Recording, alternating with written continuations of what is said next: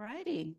I will go ahead and get started. So again, my name is Sheena Aikens. I'm the Deputy Chief Procurement Officer here in the Office of the Chief Procurement Officer. I'm over the Operations Unit.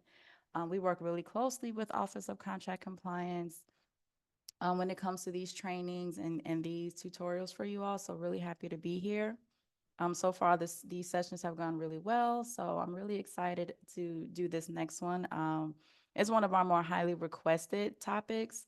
So we're going to dive into our solicitation documents and submittal requirements and those attachments that come along with that you have to submit with your proposals or bids. And then at the end of this, we'll go through a live demo. So like I said, we're going to go through the actual layout of our solicitation documents. We're going to do the RFP and RFQ. We're going to do the RFI and the RSI, which is the request for information or the request for a statement of interest. We're going to do the IFB. And then, like I said, we're going to do the layout in each of the sections along with the key information of each of those sections within those documents. And then we'll get through all of the exhibits and the submittal required documents at the end of, towards the end of this presentation and the importance of each. And then I'll do a live demo of every document that I reference in this presentation. So let's dive into the RFP and the RFQ and the layout and the key sections for those. And again, I'm going to go through this in detail when we do the live demo, but this is just to point out every area of our RFP and RFQ document. So our RFQ and our RFP documents in general are kind of the same. It's just the information that we're requesting or the scope is slightly different, but the layout tends to be very, very similar until you get to the reference section or the reference material section of the exhibit. So we'll go through the meat and potatoes of each of these documents. It starts out with the cover page. You'll have a table of contents that outlines everything that's going to be included in the document. An introduction section that has like the definitions that you're going to be seeing and other instructions. They get into the scope of work, the requirements for each vendor. There's a schedule that'll be posted, and that schedule entails when we post all the way up to when we plan on making the award, if we have that information as far as the board date and things like that. Other instructions for the proposals as far as how we want the bid formulated and key information on the sections that we are looking for and what should be in those sections. Section 5 is going to be information on the evaluation process in general, what it is and how it's conducted. Section 6 is going to be what the evaluation criteria is. So this is going to be your grading rubric when it comes to how you're going to be scored for the particular RFP or RFQ. And then you have the submission section. So this is going to outline all the aspects of the proposal we want you to submit and what we're looking for in each of those sections. And then there's a section where we're asking you to submit your bid table or your attachment A, which is like your pricing proposal form. And then all the subsequent exhibits and attachments will be after that. So that's where the EDS and the ISF, the compliance documents, any documents for you to reference or complete will be available in the exhibit section. All right, so now let's break down what each of these sections entails for the RFP and the RFQ template. So as I mentioned, the cover page, that's going to be the very first page of the document. And I'm sorry, that should say RFP. So you'll have the RFP number and the title, any information on the pre-proposal date and when that date is due and how to log on, if it's a Teams meeting or whatever the link is. Key due dates as far as the question deadline, when the submissions are due, and then the buyer contact information. Section 1, after you get past the table of contents, is more of an introduction for the project. So this is going to give you an overview of the project, any background, the purpose of this project, where it came from, why we have the need, the goals and objectives that we hope to maintain at the end of this project, and then again, a background for where this project came from and why we have the need in general. After that, we'll get into section 2, which is the scope of work. So this is where we're letting you guys know what we're asking for. The expected end result of the contract, any milestones and deliverables, the county's responsibilities versus the vendor responsibilities. All of that will be available in the scope of work section. Section 3 is going to be the schedule again. So these will be key due dates and deadlines. Again, when vendor inquiries are due, when the pre-proposal meeting will take place, when responses are due, and the portal will be closed. If we have information on which anticipated board meeting this project will go to, that information will be in this section also. And sometimes we provide an estimated timeline of when we think we may be able to make an award for the contract if we have that information. All of that will be available in the schedule section for you to reference. Again, those dates can change depending on how many proposals are received and how long negotiations take and how long each aspect of the RFP or RFQ takes, but we can provide a tentative timeline in that schedule section. Section 4 will be instructions. So it's links to all of the websites and useful information that we use. So our contracts and amendments page to reference if there was a previous contract, the procurement homepage in general if you want information about our process or our policies, things like that. The link to the pre-proposal conference will be in that section. The actual goals for the MWBE participation will be outlined in this section. And then it also speaks to the period of firm proposal. So what that refers to is when you submit your proposal and your pricing, you're bound to that for a certain period of time. I believe that references 120 days, but whatever that firm period is will be listed in this section also, in section 4. All right, section 5, like we mentioned, will be the evaluation and selection process. So this talks about how we do our responsiveness check and what the evaluation process looks like, getting down to what consensus meetings are, what the role of the committee is, how we look at these proposals. That's all available in section 5. And then section 6 will be the actual evaluation criteria, how it's going to be weighted and scored, the actual criteria that we're looking for, a description of each, and what those point systems are. For the technical proposal, for the pricing proposal, for oral presentations if we have them, and for the BAFO when we request it. All of those things are ranked and scored via the evaluation criteria that's listed in the RFP or RFQ. And again, section 7 will be the submission of proposals. So we outline the format that we want you guys to submit the proposals in, what we're looking for as far as labeling and everything like that. It provides a breakdown of the different components that need to be submitted. So your executive summary, your cover letter, your qualifications, your methodology, all of that is outlined in this section. And what we're looking for in each of those components is outlined in this section. And then we get into the difference between like your technical proposal and all of the remaining submittal documents that we want you to submit also. That's detailed in this section. And then section 8 is your price proposal. It's really, there's just a slot there for when the bid table or the attachment A is completed, we can put it in the contract. But your pricing proposal will either be submitted in the bonfire via the bid table, or there's an Excel document that the buyer may attach to the RFP, depending on the complexity of the scope. There may be more details that we need that the bonfire bid table might not be able to accommodate. It's rare, but be on the lookout for that too. Some of our more complex projects might not require a bonfire bid table. It might be something where additional formulas are needed, and that would be via an Excel document. All right, so some of the exhibits that are attached to the RFP, and these will be the basic ones you will see. There could be others depending on the project itself and what the buyer and the user department think you need to see or they want to see from you. But at a minimum, you'll have these documents in the exhibits for an RFP. The economic disclosure statement, which we keep going into the importance of, and I'll go through that document at the end of this with a live demo.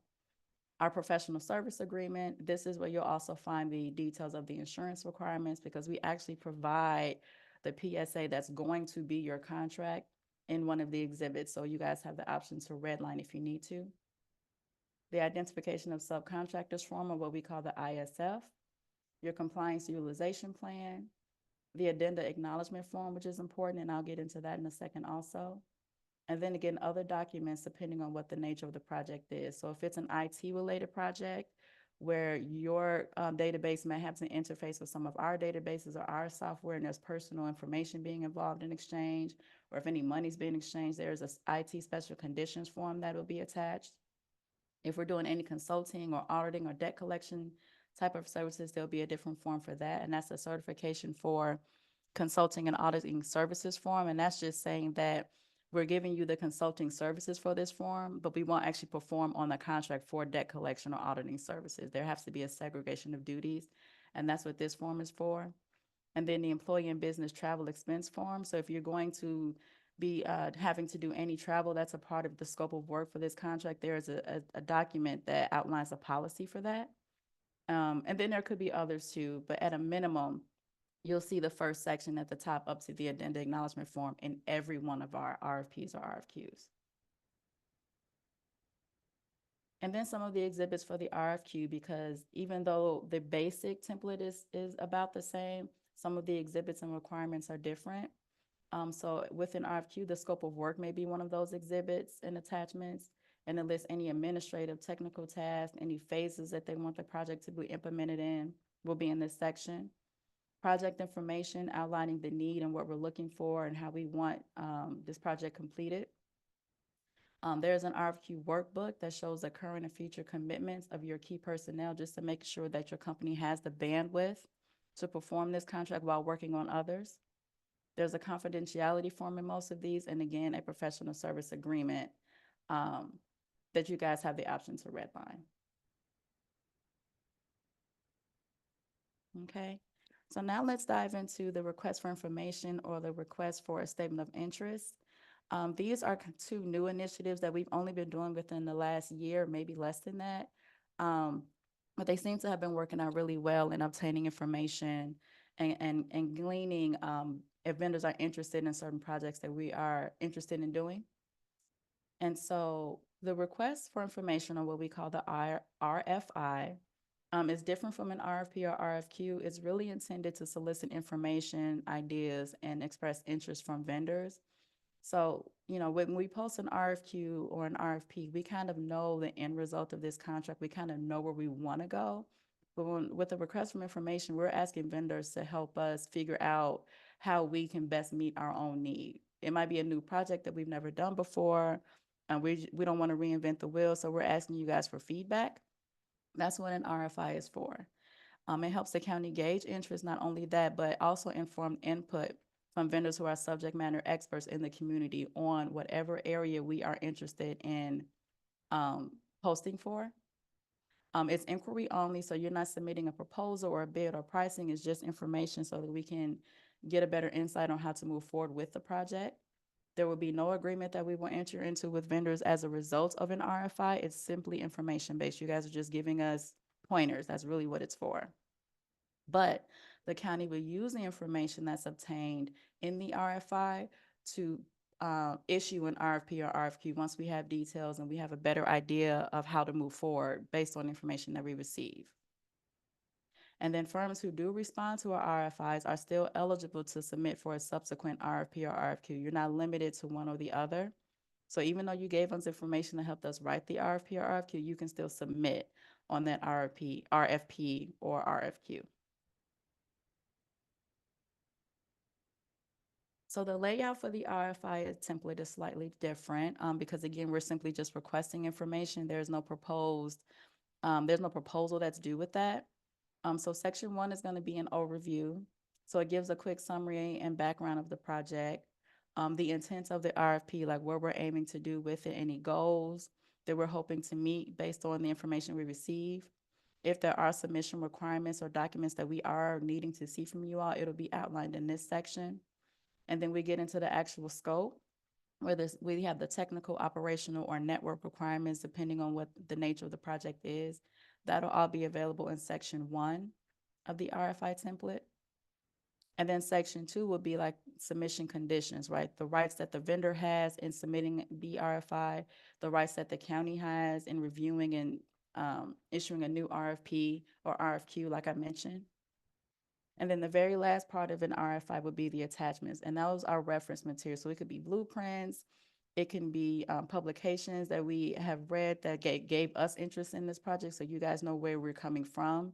It can be a layout of an area that we're looking to work on. Anything that will help you guys give us information that we need will be available in those attachments or those reference materials for the RFI. So the request for the statement of interest, or the RSI that we typically call it. So this one is part 1 of a 2-part process, right? So it's a 2-step qualification process where we want to we have a project in mind that we want to move forward with, but we want to see how many vendors are actually interested and qualified to do the work on this project. We'll issue the RFI, or I'm sorry, the RSI, and then we'll shortlist firms who respond and with their qualifications or their interest in the project, right? So that's part one. Once we have the shortlisted vendors that we know are interested in the project based on their statement, then we'll issue the RFP specifically to those shortlisted vendors. So this RFP that results from this statement of interest is not open to the public. It's only open to vendors who have submitted interest in this project. And that's kind of to narrow down and decrease the timeline that it takes to do some of these projects. And this normally applies to our architecture, engineering, and construction projects to kind of shorten the timeline and the work that OCPO has to do in making sure we narrow down our responses. The RSIs are reviewed and scored by a committee per the criteria listed in the document. And some of our requests for statement of interest do have page limits, so please make sure to review the submittal requirements. Because it's just a statement of interest and not a proposal, sometimes the buyer will specify that each section only can be up to a certain amount of pages. So make sure you guys pay attention to that as well, because I do believe that they score that. So the layout for the RSI, again, section 1, instructions to the respondents, how to submit, what the RSI is for. Section 2, the selection process, how we're going to review these proposals. So that has to do with the evaluation process and the criteria. Section 3, the rights of Cook County. So even though people are, or companies are responding to this request for a statement of interest, doesn't mean they're going to get the business, doesn't mean they're going to be asked to be part of the RFQ that is a result of this. And those are the things we point out in the Cook County rights. Section 4 is a tentative schedule. So when we anticipate making a decision regarding the ISI, and if we have that information available, when we intend on posting the resulting RFQ for this project. And then similar to the RFI, the last section of the request for statement of interest are reference materials. So anything that you need to see in order to provide a comprehensive statement of interest to us to review and evaluate.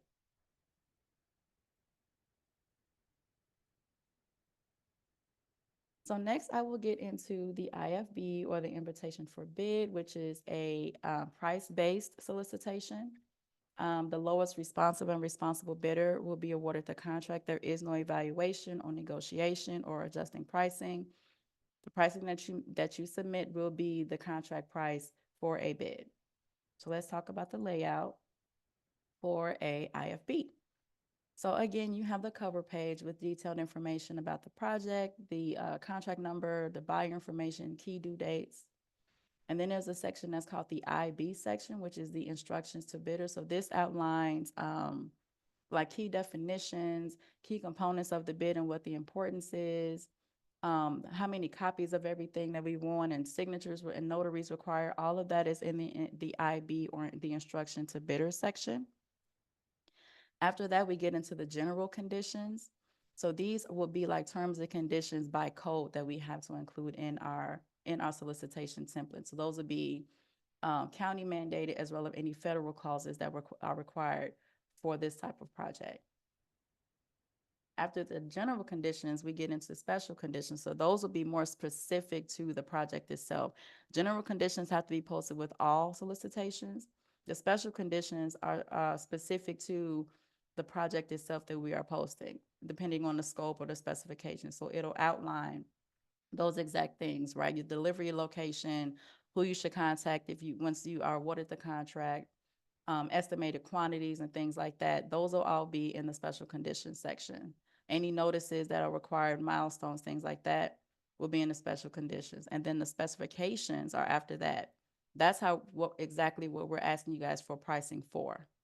So whether it's an item or a service like work services or things like that, and whatever you're providing the pricing for will be in the specification section. And then after that, we get into the exhibits, right? So your IFB, ISF, your COI, your compliance documents, all of those will be, and your bid preferences, because again, those are only applicable to an IFB, but those will be in the exhibit section also. Okay. So again, like I mentioned with the cover page, I won't dive down too much into this too much because we've kind of gone through this already, but you have the IFB number and the title of the project, any information about the pre-bid meeting, when the meeting is, and the link to log in, key deadlines and due dates, and the buyer contact information. And as I mentioned in the instruction to bidder section, you have definitions and terms, and then a list of the bid preferences and definitions for each of those are listed in this section also. The applications for those will be in the exhibits. We touched on the general conditions and what they're for. The special conditions, again, you'll have a brief description of the project, the anticipated contract period. We may not have the start and end date yet, but we know it might be a 2-year contract with 1 or 2 renewals. How we plan on awarding the contract, the specific compliance goals for this contract, the service location, where you're supposed to deliver the goods, or where you guys are supposed to perform the services outlined in the specifications. Bidder acknowledgement that you're saying, hey, I've gone through this entire bid and I understand everything, and me submitting to this is attesting to that. And then we've recently put, since COVID, we have put price adjustment language in our solicitation. So whether it's a percentage of the contract or there's a formula that we're looking for, depending on the nature of the scope, the price adjustment language will be outlined in the special conditions section.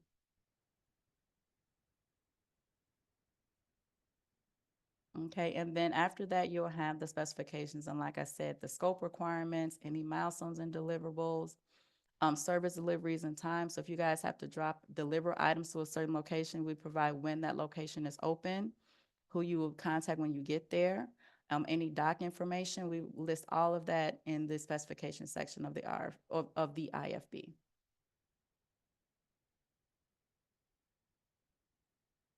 And then again, some of the exhibits and attachments that are typical for an IFB, the ISF, your bid preferences, your compliance forms, your certificate of insurance, there's a space holder for that.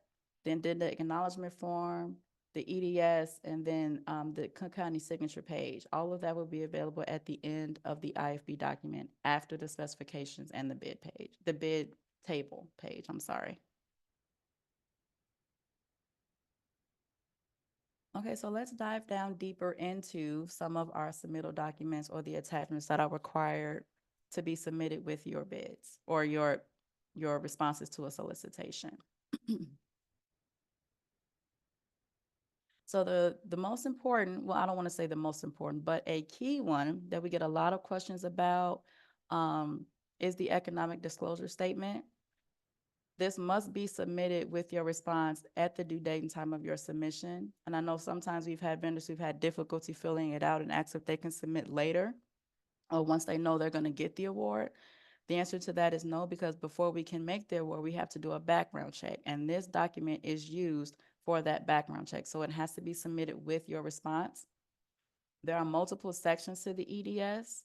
I believe it's 15 pages and 4 or 5 different sections. And OCPO, we're not the only ones who review this document. Our ethics department does, and other areas of Cook County that have interest in some of these sections. So each section must be completed and filled out and signed and notarized where applicable. This document serves as the vendor execution of the contract. So the very last page of that EDS is a signature page, depending on whether you're a corporation, a sole proprietor, a joint venture. There's a space for each of those type of companies to sign, and it has to be signed and notarized. That is your signature page for the IFB contract. And like I mentioned, it's used for the background checks. And just make sure that all signatures and notaries are included. It could deem you non-responsive if a notary or signature is missing, depending on the document. So key sections of the EDS document. The first part will be the required disclosures, and that's where you will apply for your local business preference or indicate any lobbyist activities that you're a part of. The second part is the declaration of child support obligations. Whether you're a company or a person applying to do business with that, you have to fill that form out. The disclosure of ownership interest, that is the most complex part of this document. So we're going to dive down into that once we get into the live demo. The familiar relationship form is next, and this is where you guys are indicating whether or not you have a familiar relationship with any Cook County employee or elected official. You have to spell that out for us, tell us who that person is and what the relationship is. If there is a relationship, it does have to be approved by our ethics department. After that, there's the affidavit for wage theft ordinance, which is just indicating that you are paying fair wages to your employees. And then the execution page that I mentioned.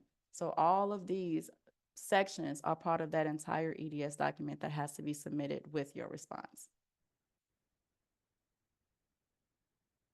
All right, so let's get deep down into the required disclosure section. So like I said, you guys have to disclose any lobbyist activity that you are a part of. And if you don't have any, you just indicate that with not applicable or NA. This is where you would apply for the local business preference, because this section asks if you have any property in Cook County, and we also ask for the PIN numbers for that property. And our part of the background check is just making sure you guys don't owe any back taxes on those properties. So we do ask for that in the disclosure section. Next is the declaration of child support obligations, which starts on EDS page 5. And again, this must be completed by any person or company seeking to do business with Cook County. So if you are submitting a bid, you have to fill this out. Section A of that document, and this part of the EDS is only one page, but section A is the applicant information. So any company that's seeking to do business with us, they have to complete their business name. They don't have to do the first name, last four of social. That's for a person seeking to do business with Cook County. The person has to complete the last name, first name, date of birth, and the last 4 digits of their social security number for the background check. And this is just to make sure that people don't owe back child support. Obviously, a company can't owe back child support, so whoever signs this on as a representative of the company is just saying, hey, we don't have any substantial owners that owe child support, but people, they will check that. Section B of this form has to be completed again by any person or company seeking to do business. And one of the boxes, and I'll get into that when we review the form, there's a box A, B, C, and D that differentiates the level of ownership or whether or not you know that you owe child support or not. One of those boxes has to be checked for this document to be complete. And if the company that is seeking to do business does have substantial owners, and we'll get more into that when we talk about that portion of the EDS, then each of those substantial owners also has to submit this child support declaration. And I'll show you what that looks like in a second. And then obviously the document has to be signed and dated at the bottom in order for it to be complete.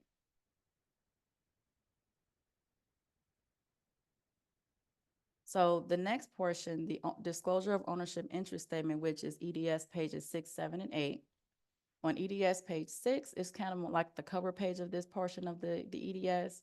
You're just providing identifying information for your company or you as an individual, along with the type of legal entity that you are. So whether you are incorporated or a sole proprietor, joint venture, things like that, that would be indicated on this page. EDS 7 is what kind of dictates the rest of this document, right? So question 1 on this page asks for a list of substantial owners that have more than 5% interest in the company. And for every person or company that you list, there may be additional documentation that is required depending on the percent of their ownership. And I can show you what that looks like, but make sure EDS 7, question 1 is the most important guiding factor of this entire document.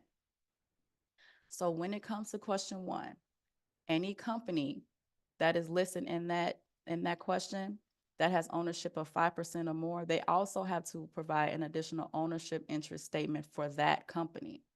So if my name is Sheena Aikens, if Aikens Corp has applied to do business with Cook County, and I list on question 1 that, company ABC has 5 or more percent ownership, I also have to provide this document for that company also, and every company or every person that has interest of 5% or more. For a company that is listed on question 1 that has ownership of 25% or more, not only do you have to provide an additional ownership interest statement, but you also have to provide the wage step affidavit for each of those companies listed at 25% or more. The company, at 25% or more. And I know that sounds complicated, so we'll go into that when we do the live demo. But just want you guys to know, depending on who's listed on that question, there may be additional documentation that's required for that EDS to be complete. Now with question 1, if there are people listed on this question, if a person has more than 25% ownership, then they also have to submit an additional child support affidavit and a wage theft affidavit. This does not apply if a person has less than 25%, nothing else is required, but more than 25%, they also have to submit the child support affidavit and the wage theft affidavit. And the way to tell the difference between the two, right? Obviously, a company itself cannot own child support. So the child support affidavit won't apply to companies of more than 25%, but for a person, it will. And obviously, you can't really have ownership of a person. So if there's a person listed that owns more than 25%, obviously we can't require the ownership interest statement for a person. And I hope that makes any sense. Let me know at the end of this if you guys have any questions after we do the demo. But just wanted to kind of break that down for you because that's the biggest piece of confusion that we have when vendors are completing this EDS document. And then obviously there are additional questions listed on that page, like a list of the corporate officers or any board members. That's listed there too. There's a declaration box at the bottom of that page that has to be checked that says, hey, I'm the applicant, or I'm filling out on behalf of the applicant. And then that page has to be signed and notarized. EDS 8 has to be signed and notarized. Next is the familiar relationship form, which is EDS pages 10, 11, and 12. So part A of the familiar relationship form, again, has to be completed by a person or a business seeking to do business with Cook County. We need the vendor contact information, including the name and address of the company. Phone and email must also be provided.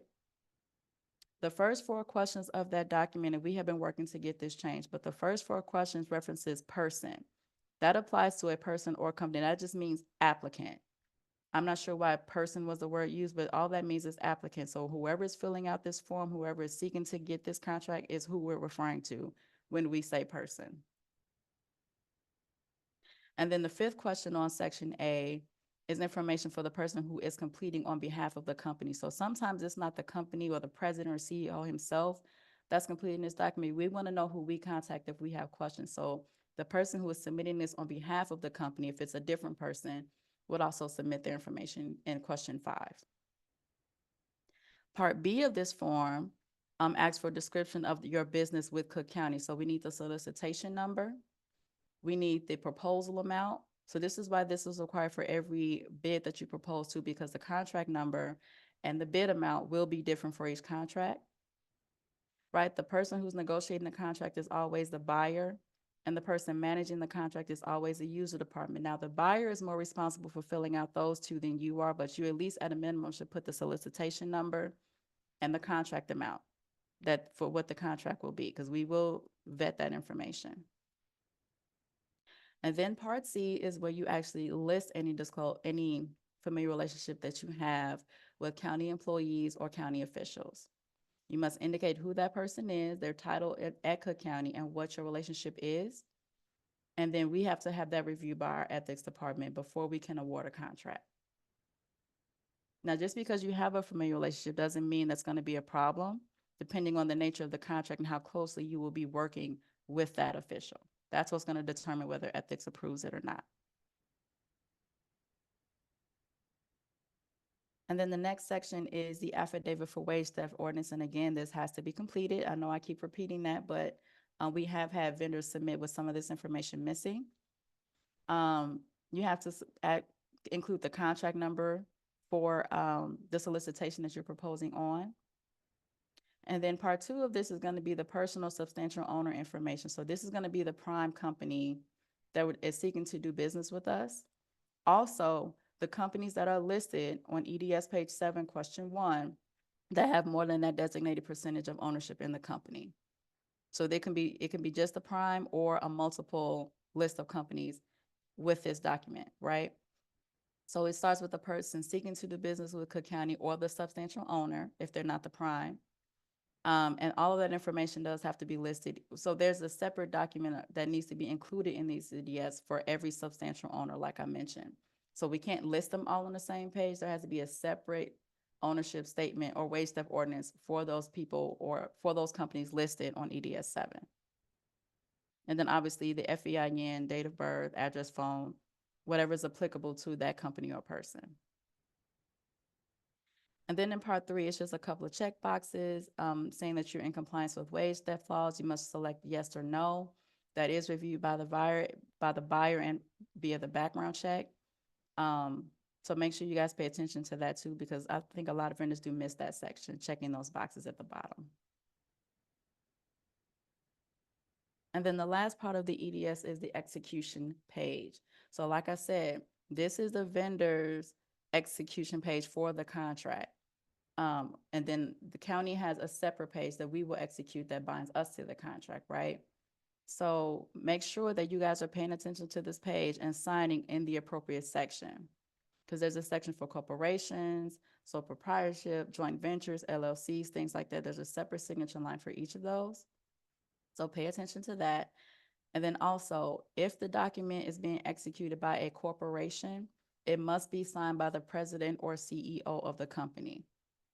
No one else can sign on behalf of the president or CEO unless they submit a letter stating that the person signing is authorized to sign on behalf of the president or CEO, and that has to be submitted with the EDS with your response.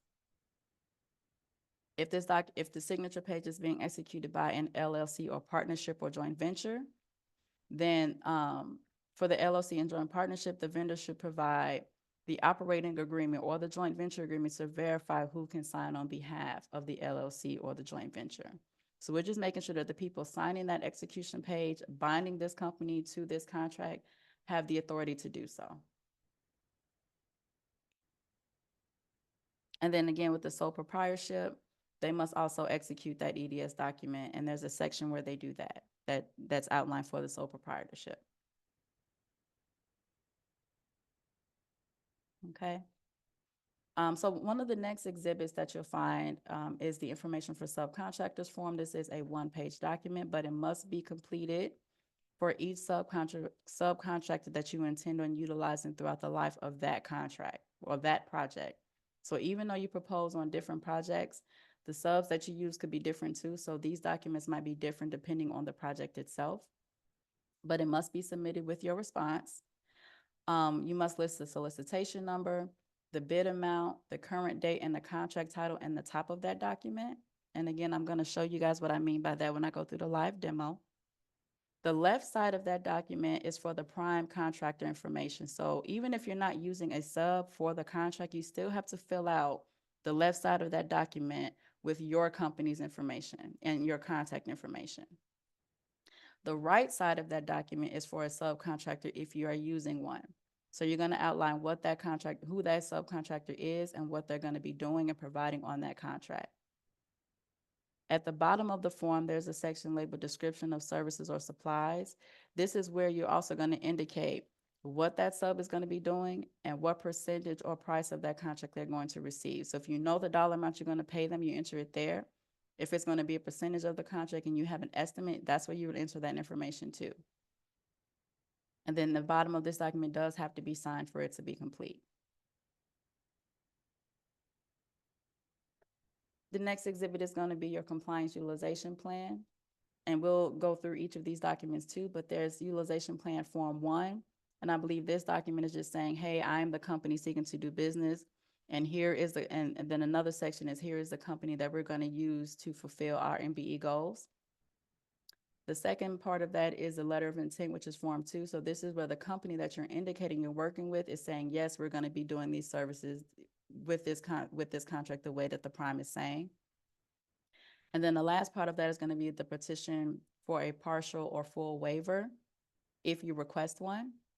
And then the good faith effort, just to show you did your due diligence in trying to get an MBE vendor, but you weren't able to. Also in the exhibits, like I said, you'll have the applications for the bid preferences. And again, the local bid preferences, that application is in the EDS document where you list any county property, but the remaining preferences are going to be a separate application document in the exhibit section. And they do have to be submitted with your bid, and this applies to IFBs only. And again, in case you guys missed the last session, the bid preferences are a discount towards your bid amount to assist in being the lowest responsive and responsive bidder. We're not taking any money off of your contract price, but whatever preference you apply for, if you are awarded that preference, whether it's from the 0.5% or the 10%, whatever preference that you do win, we'll use that percentage off of your bid amount in order to assist in being the lowest responsible bidder. And I'll give the reference again that I gave last week in case anyone missed it. So let's say, for example, you submitted a bid for $100,000, right?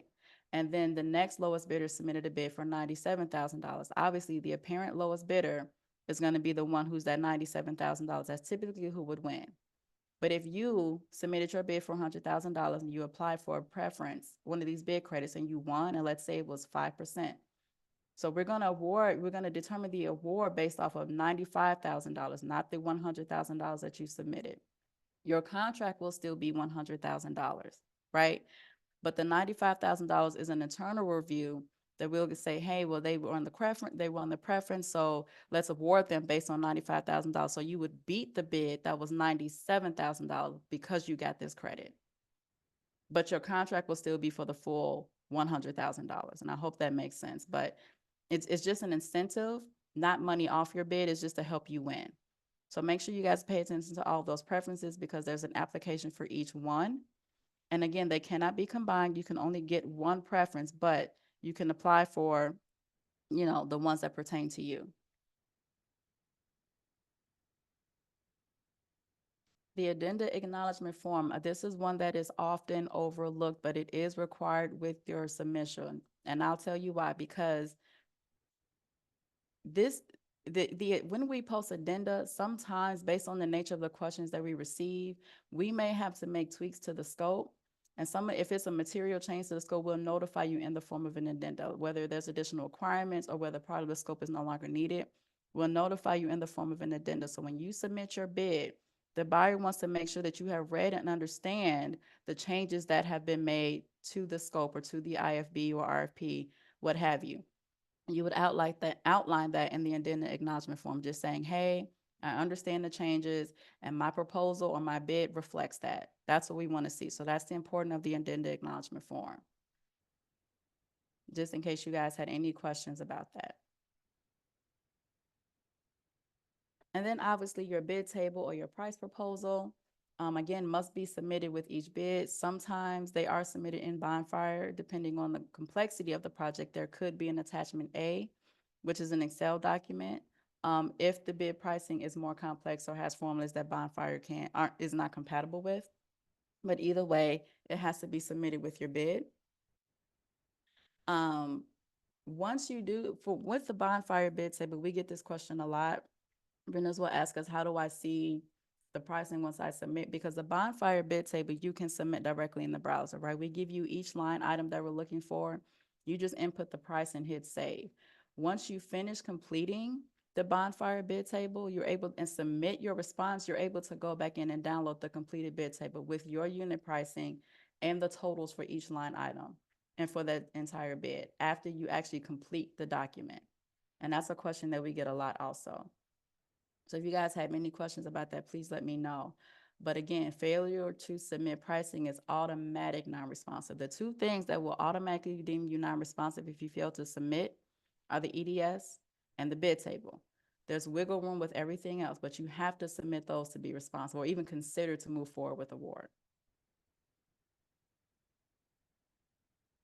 And then the professional service agreement. So this applies to the RFP, RFQ, the RSI, the RFI, if they're asking for that information, but mainly for the RFP, RFQ, because again, with an IFB, the bid document becomes your contract, so you won't have this listed.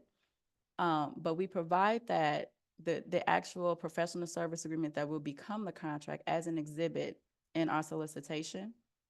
You guys are able to provide any red lines or alternative language to the terms and conditions if there's a conflict between our conditions and your company's terms and conditions. You can provide alternative language, but they do have to be reviewed and approved by our legal department. And all of those red lines and alternative language must be submitted with your response. I want to make sure that we make that clear too. When it comes to RFPs and RFQs, there is room to negotiate. So if our legal department does not agree with one of your red lines or one of the alternative languages that you provide, we can provide a different alternative or a different set of language that you can review and approve. That's the only way that we can negotiate when it comes to red lines submitted after the fact. It has to be conducive with the negotiation process in general. But you cannot propose new red lines or new alternative language after the due date. I just want to make sure that that's clear. All of your red lines or suggested language has to be submitted with your response. And a lot of times where RFPs, especially vendors will say, we have the right to submit our red lines once we're awarded.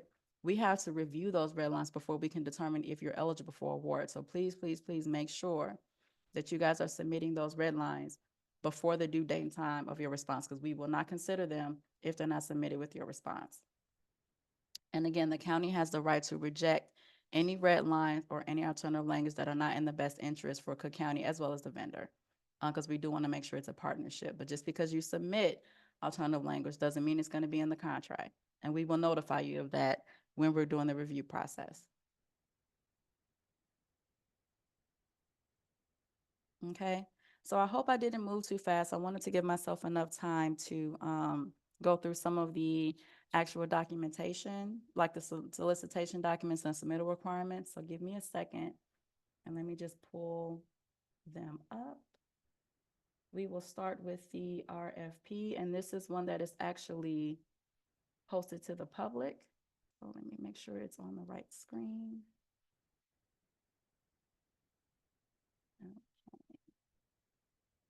Can you all see the request for proposal PDF? Yes. Okay, great. All righty, let me minimize this just a tad. There we go. So here is the cover page, and this is an RFP that is currently on the street right now. So you get like an actual example of one that vendors actually respond to. So again, you have the solicitation title and the number, the description of what it's for. You have the pre-bid information, when we're having that meeting, and the link to log in, when questions are due, when the solicitation is due, and then the contact information for the buyer who's responsible for managing this project. That's all on the cover page. Then you have your table of contents that goes through each section of the document and where to find everything. I hope I'm not scrolling too fast. I'm sorry. Oh, and then the list of exhibits are listed on the table of contents also. And then you get into part one, which was the introduction, right? So remember I said there's an overview. Here's what the need is for, or here's where the need came from. Here's what our department does, what we're in the business of doing. The purpose of this RFP, like why this came into play in the first place, the goals that we want to meet as a result of this contract, background on where the need came from whether it's from the department side or project side. You'll have background so that it helps you kind of, it paints a bigger picture of how the need arose in the first place. And then you have section 2, which gets more into the scope. So this details what we're looking for. Like I said, any milestones and deliverables, requirements of the county, requirements of the vendor, all of that will be listed here in the scope section. And some of these scopes can be pretty lengthy depending on the nature of the project. So make sure you guys pay attention to that. Yeah, so system overview is what we're looking for. So all of this is available in the scope section. I'll keep scrolling.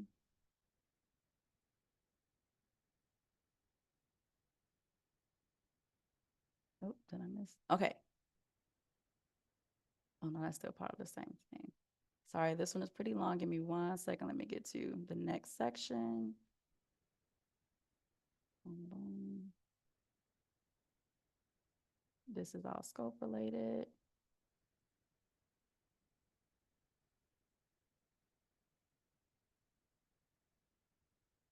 Okay, sorry. And now we have the schedule section. So remember I was saying that we would list when key due dates are, when we post it to the website, when we anticipate having a pre-proposal conference, when questions are due, when the due date is approaching. Sometimes if we know the board meeting that we anticipate going to, that'll be in this section also.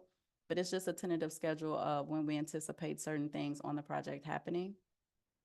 And then we get into the instructions section. So this is where we provide useful links for you guys to reference our documents.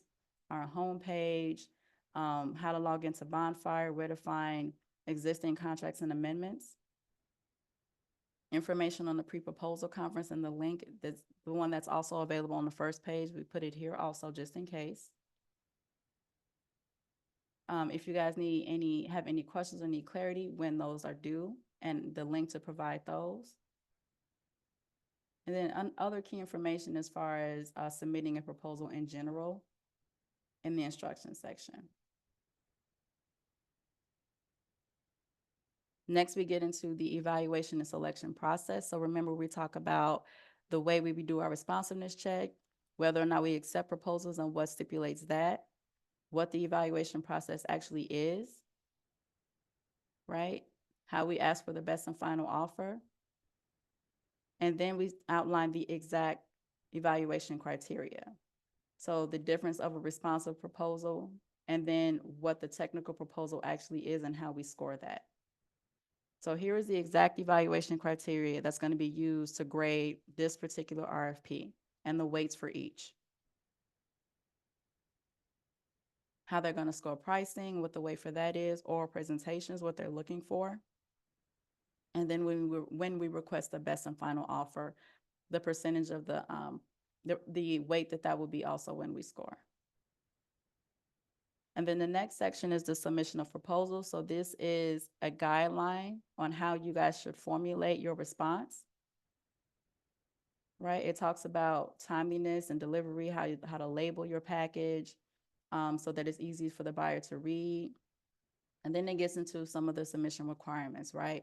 So your cover letter, executive summary, qualifications, and then we detail what we're looking for each of those items that we're asking you to submit.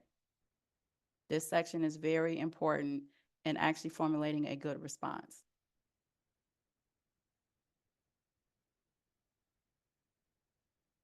Okay. And then you have any additional appendices or attachments that the user department and the buyer deem necessary for you guys to see in order to have more information on how to submit. And this, not all of our solicitations may have this section. It just depends on the nature of the project itself. Right? Another appendix for information purposes. Oh, what's this one? Okay, and then a space holder for the pricing form. So this is telling you guys how they want you to submit pricing, probably where to submit it, whether it's per unit item or for an estimated list of items. That'll all be available here. And then you get into the exhibits that I was referring to. So instructions on how to submit. So these are websites that you need to submit your response. And then if you have questions that the buyer can answer as far as how to navigate Bonfire, we also provide Bonfire's contact information to their support team if there's a Bonfire glitch that we can assist with. And then you get into the EDS document and all of the subsequent attachments that are necessary for an RFP to be submitted successfully. So before I get into the actual attachments or the exhibits to an RFP, let me just go through the other types of solicitations and their layout. Then we'll dive into the actual submittal documents. So let me pull up a RFQ really quickly. The layout is kind of the same, so I won't go into too much detail, but this is an example of an RFQ that is actually on the street right now for human resource consulting services. As you can see, the layout is very similar to an RFP with the cover page outlining key information and due dates and links that you guys need, table of contents, right? The introduction section, overview on where this came from, the purpose and the background of the project, and then the scope. So just want to make sure that you guys can see the difference between the two, but the layout is very, very similar. And here's the schedule section again, instructions to the respondents and our key websites that have useful information. Very, very similar to an RFP. So I won't go into this too much because the templates are almost the same. Let me show you guys an RFI really quickly. Okay. And as you can see, this document is a lot shorter because again, we're just asking for some basic information. The cover page is kind of the same, right? It has just the basic information for the project and when your responses are due.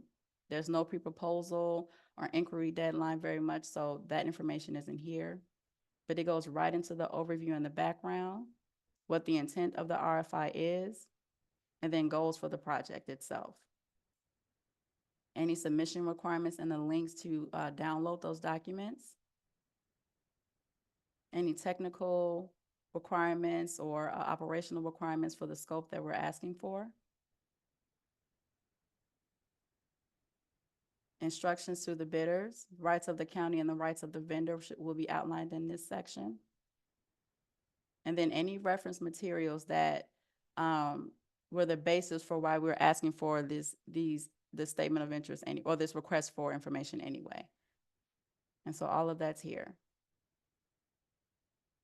at the end of this document. So pretty straightforward. Now let me show an RSI. Do I have one? Here we go. Okay. This one is even shorter. Request for a statement of interest, right? You have the solicitation number, what the service is for, when it's due, how it can be uploaded. We get right into the instructions and how we're going to make the selection for this particular project. The rights of Cook County in posting this, the tentative schedule for this project. And then the exhibits are going to be, again, reference materials, general information that we want you guys to have in order to submit your statement to us. And that is the end of the statement of interest. It's really straightforward, pretty, not as lengthy as the RFP or RFQ. And then the last solicitation document I will touch on is the IFB really quickly, because the layout for an IFB is different than all of the rest, right? So you do have your cover page that outlines the project that we're looking for, what it's for, when questions are due, key due dates, and the buyer contact information. See if I can minimize this a little more. Table of contents where you can find each section and the list of exhibits attached at the end of the document. The instructions to bidders. So these will be all the definitions so that you guys are familiar with our terms that we use throughout the document. And then we get into preparation of your response, right? So this is just key information that will be useful to you all in submitting to this bid. And I apologize if I'm scrolling too fast,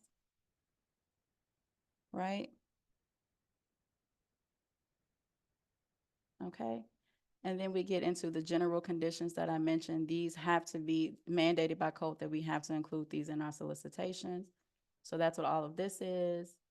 And this is pretty lengthy. It's about, I want to say 10 pages. So I'm just going to scroll through really, really quickly to get to the important section.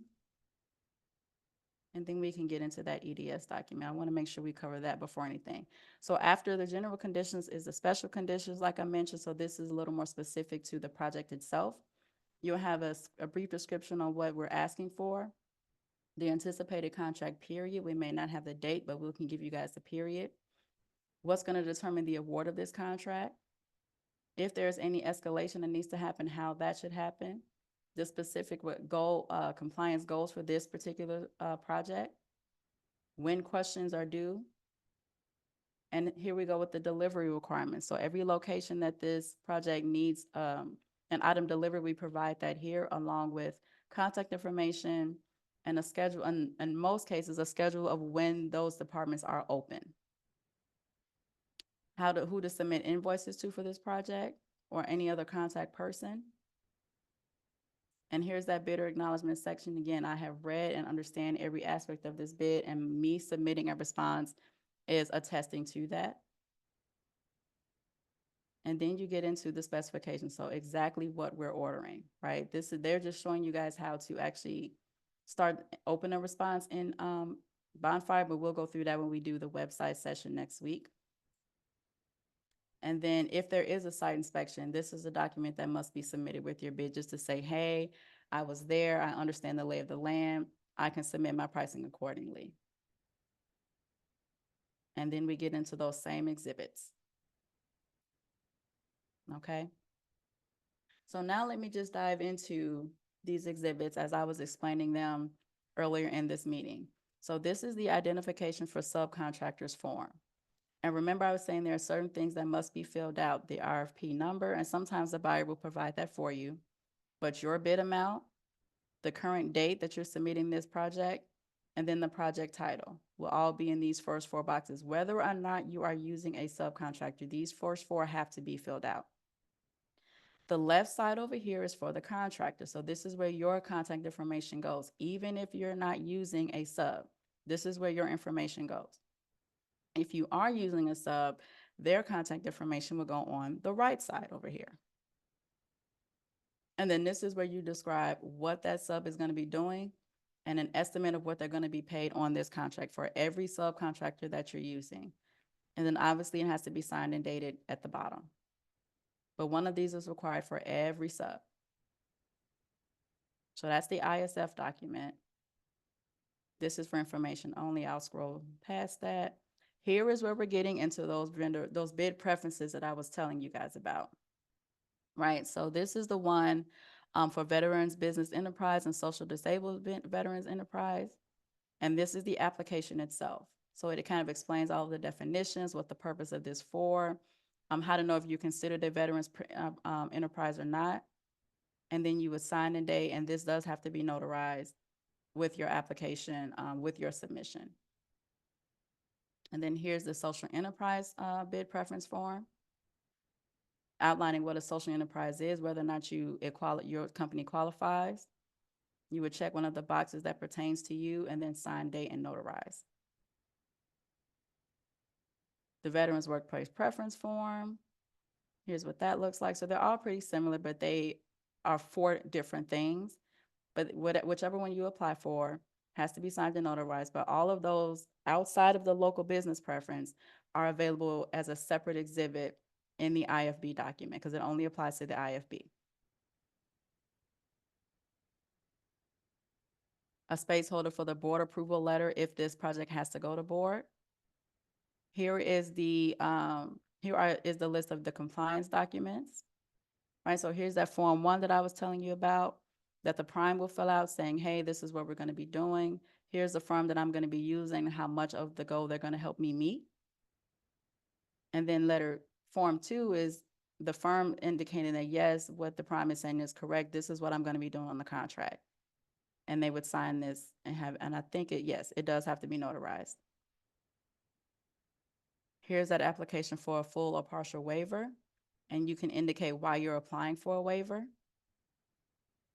And then this is where you would indicate your good faith efforts if you do apply for a full or partial waiver. We don't like to see these, and compliance will normally work with you all just to help you guys meet the goal in the contract. But if you aren't able to, this is a document you'd fill out for that. Here's a space holder for the certificate of insurance. And again, those requirements are going to be outlined in the solicitation document. This is the addenda acknowledgement form I was telling you guys about. So indicating that, hey, I read every addenda that was posted, so I understand any of the changes that were made in my bid price or my proposal price does reflect that. This is a space holder for the pricing proposal page or the bid table once it's complete. And then here is the economic disclosure statement. So I'm going to slow down now because this form, again, is the most complex. So again, the cover page outlines each section of this document that we referenced earlier. It has general definitions and terms that would be useful in navigating the document and what we mean when we refer to certain terms. Instructions on what each section is and what we're looking for. Certifications that we're listed in the document and what they are, right? And then you get into that required disclosure section. So this is the document that you would list any of your lobbyist information if you are doing any lobbying activity. And this is where you apply for that local business preference. So if you guys have business or own property in Cook County and you want to apply for that preference, this is where you do that. You would indicate that you are a local business or that you have property in Cook County that you're operating out of. You give the address and the PIN number for that, and we would check that in the background check just to make sure that what you're saying is accurate and that you don't owe taxes on those properties. But this is where you apply for that local business preference. I just want to make sure that that's clear. It's not an application in the exhibits as with the other ones. It's in the EDS document. Right, and this is where you provide the real estate and the PIN numbers if applicable. Here is that child support obligation form. Right, so this is section A where I was saying if you're a business, you fill out the business name. If you're a person, you have to fill out the last name, first name, date of birth, and last four of social for a person. And this is what they're going to check and make sure that you yourself don't owe back child support. And then that section B is where those check boxes I was telling you about, where you have to either say I'm an authorized representative and we don't owe child support, or I do owe back child support and I am paying it, or we don't have any substantial owner, so this doesn't apply. But one of these boxes does have to be checked. And then you sign an order, sign and date here. This bottom portion is for, I think, our ethics department, but this is where your portion stops, at the sign and date for the vendor, right? Here is the disclosure of ownership interest statement. So this is the section that can be the most complicated, right? The first page, EDS 6, is just basic information about your company. I'm the applicant, or I have interest in the company, or this is an original or amended statement. One of those have to be checked. The company information here, and then the type of legal entity you are here at the bottom. That has to be completed. Here is that question 1 that I was talking about. List the names, addresses, and percent of ownership of any person or company having a legal or beneficial interest of more than 5%. And you have to list that for every single one. And depending on the percentage listed here, again, those additional documents may be required, but this section here dictates all of the additional documents that will be needed to have this EDS be completed. So again, if you guys have any questions about that, please reach out to the buyer or our admin team, or just give us a call and we can walk you through how to fill this out. And then again, it's asking for any of your board members, any corporate officers and things like that. You'd fill that out. And then check this box at the bottom. I'm an applicant, or I have interest in this company. I'm completing this document on behalf of the company. We need to know that also. But please, please, please, this part right here, this takes so much about this document. I want to make sure you guys understand how to fill this out. And then this document does have to be signed and notarized. Next is the familiar relationship portion of this document, right? Where you're indicating that you have a familiar relationship or that you do not have a familiar relationship with a Cook County employee or elected official. And these boxes here, they're not check boxes, but what we consider familiar relationships by definition. And this is where you start to populate that information, right? So remember I was saying we keep referencing the word person, but what this means is the applicant. So the person or company that's seeking to get a contract with us, that information goes here. And then the person completing this document, their information goes here, just so we know who to contact if we have questions.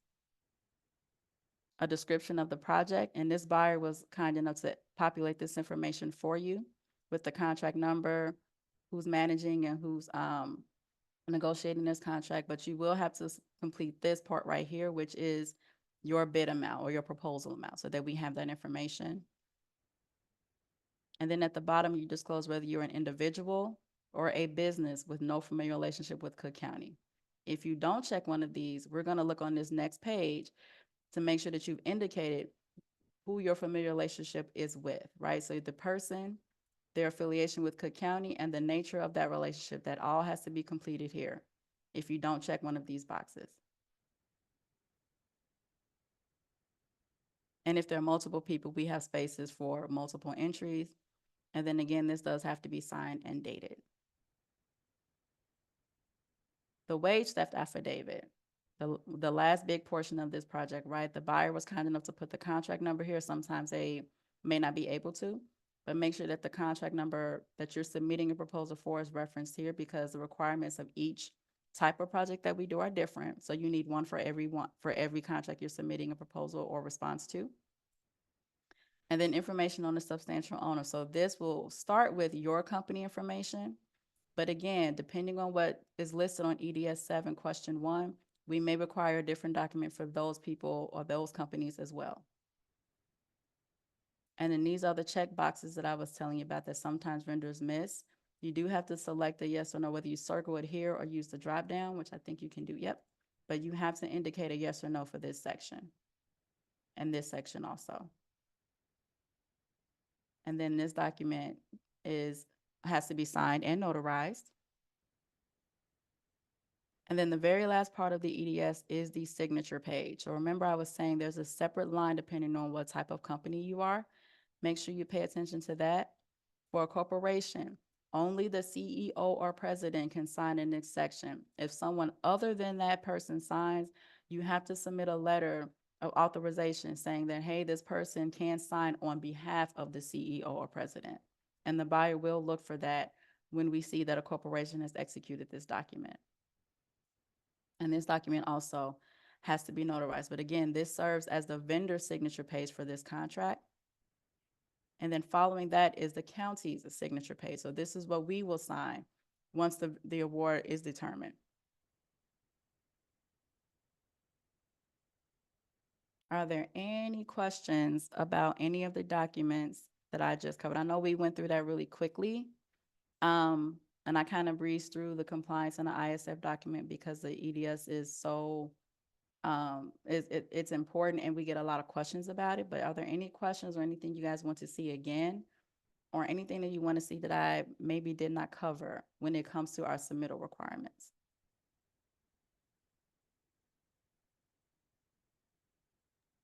If anybody has a question, feel free to raise your hand and you can come off mute and ask your question. I don't see any questions in the chat.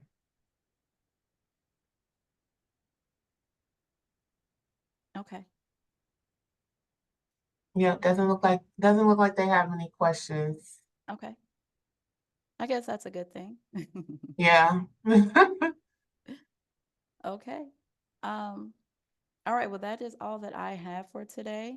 I do thank you guys for attending and showing interest in, Cook County procurement, and submitting responses to us. And again, if you guys have any questions about our documents, you are free to reach out to the buyer. They can't tell you what to put in each document, but they can guide you through how to complete it, what the different sections are, and what they mean. So if you have questions after this meeting, you're free to contact myself or Dr. Butler. She'll get those questions to me, but I hope I was able to give more insight to our documents as a whole, because I know they can be pretty complicated. So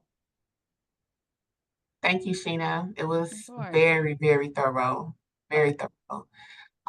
Debbie said, thank you so much. She said, thank you so much, taking away the mystery. Yeah, I guess the whole process is borderline mysterious if you're not familiar with it. Very much. Yeah, so you all, just to recap, I'll send out a follow-up email. If I'll try to do it this afternoon, but if I don't get it out this afternoon, I will send it out first thing in the morning. And the email will have the recording link, as well as or to have a link to our YouTube channel, as well as so that you can access this video along with the other 3 that we had prior. It'll also include the chat notes.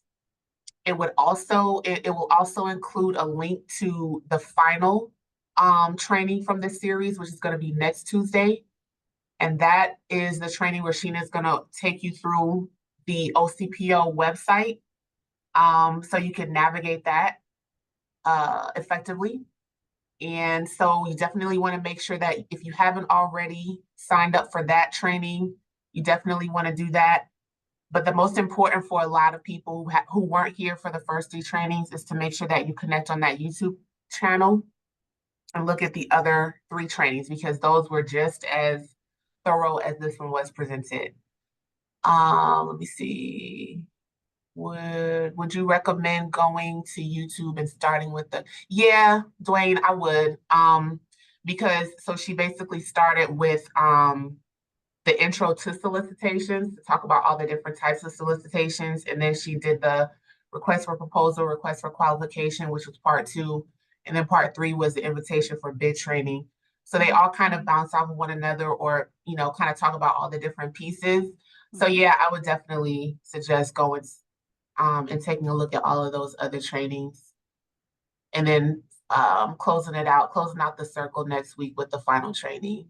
And of course, if you all have any questions, definitely send me an email, or Sheena can drop her email in the chat. Either or, it's totally fine. If you send a question that I can't answer, which 99.9% of the time I'm not going to be able to answer for this is not my area of expertise. I will make sure that Sheena gets the question and gets an answer for you. But thank you all so much, Sheena. Everybody is saying it was an awesome training. You did a wonderful job per usual. Thank you. Um, and we look forward to having you all in our very last training next Tuesday at 1 o'clock. Thanks, everyone. Thank you.